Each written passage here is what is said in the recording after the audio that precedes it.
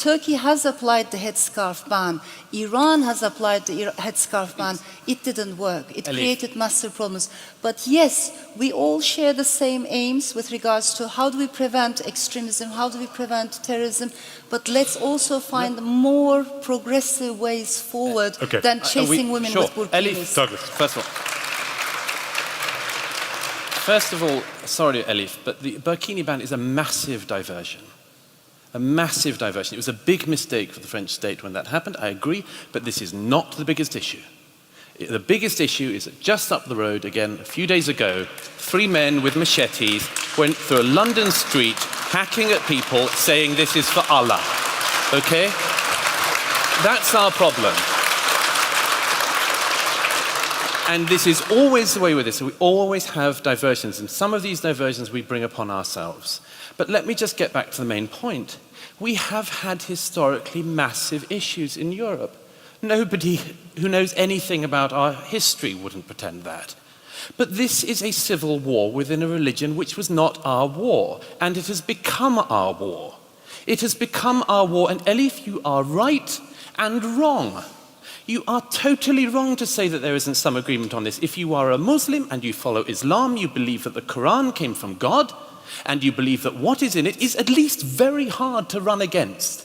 And so now we have a situation in a country like this one, where actually the majority of British Muslims want being gay, like I am, to be made illegal now, okay? So we had a nice liberal agreement in recent decades over being gay. And now you import a community which actually thinks not just that they're not on board with gay marriage, but they think it should be made a lock-upable offense. Where does that come from? It comes from Islam, okay?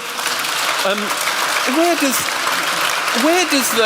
do all these things come from? They come from this, and I'm sorry, but it is a much worse problem than we think.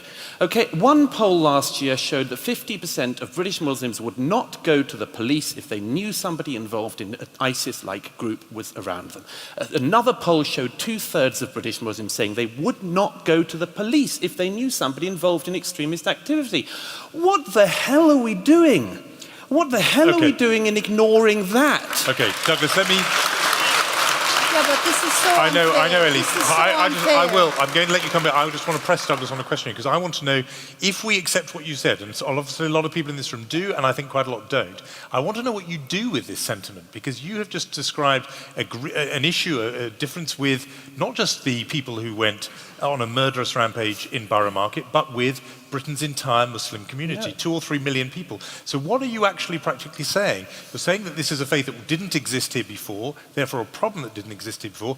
Are you suggesting these 2 or 3 million British citizens somehow have to now leave the country? No, of course not. Of course So not. what are you suggesting? The first thing is you admit this issue and you slow down or stop the flow. The obvious thing, if you've got a problem, admit to it and slow the flow. Okay?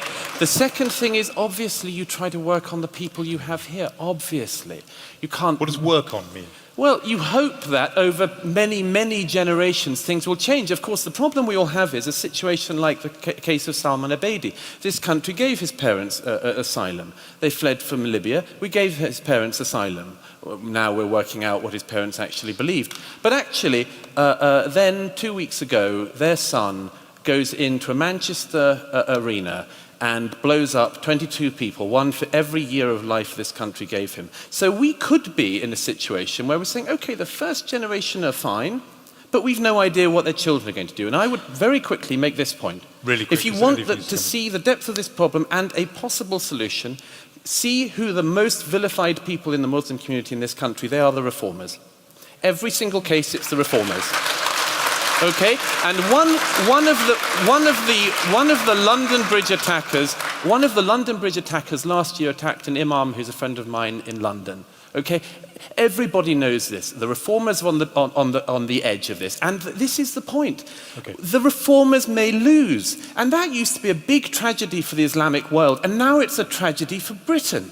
Okay, Elif wants to come in, and then we're going to questions.